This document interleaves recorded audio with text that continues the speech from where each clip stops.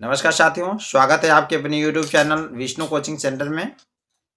प्यारे साथियों, आज हम चर्चा करेंगे यूपी बोर्ड 2025 के बोर्ड एग्जामिनेशन को लेकर। जैसा कि आप सभी लोगों को पता है कि आज कक्षा 12 भौतिक विज्ञान का पेपर है।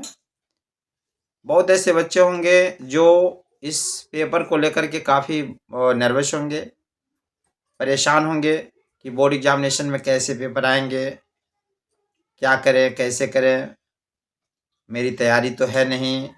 आप बिल्कुल परेशान मत होइए। आपने जितना भी तैयारी किया है, आप अपने आप में बेस्ट हो।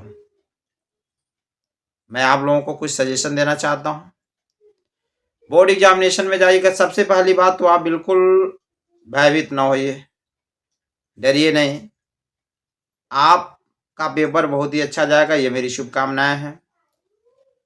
बोर्ड एग्जामिनेशन में जब आप जाएंगे तो याद रखिएगा, सबसे पहले उस क्वेश्चन को करने की कोशिश करिए जो आपको बेहतरीन तरीके से तैयारी हो। ठीक है। उसके बाद दूसरी चीज मैं आपको बताना चाहता हूं, कोई भी क्वेश्चन आपको बोर्ड एग्जामिनेशन में छोड़ के नहीं आना है। अगर 70 नंबर का है तो 70 नंबर आपको करके आना है, एक भी क्वेश्चन छोड़ के नहीं आना है।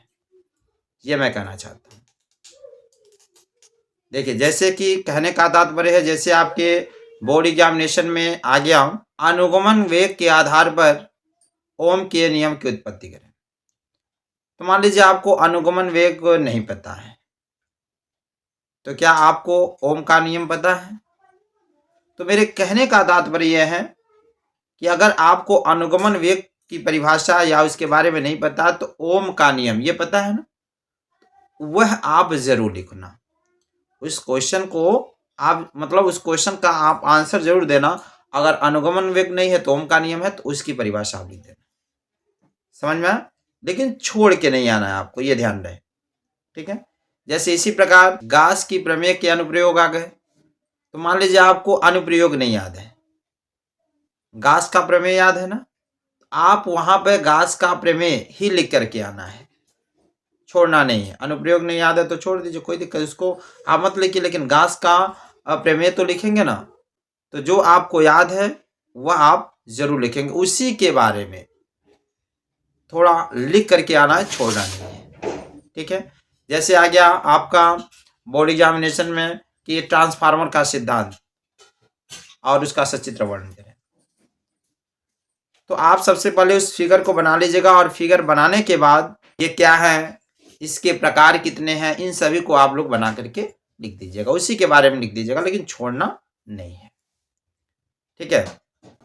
सेम इसी प्रकार मान लीजिए, जैसे खगोलीय दूरदर्शी, संयुक्त सूक्ष्मदर्शी, अगर इससे क्वेश्चन आते हैं तो किरण आरेख तो आप बनाना सीख ही गए होंगे।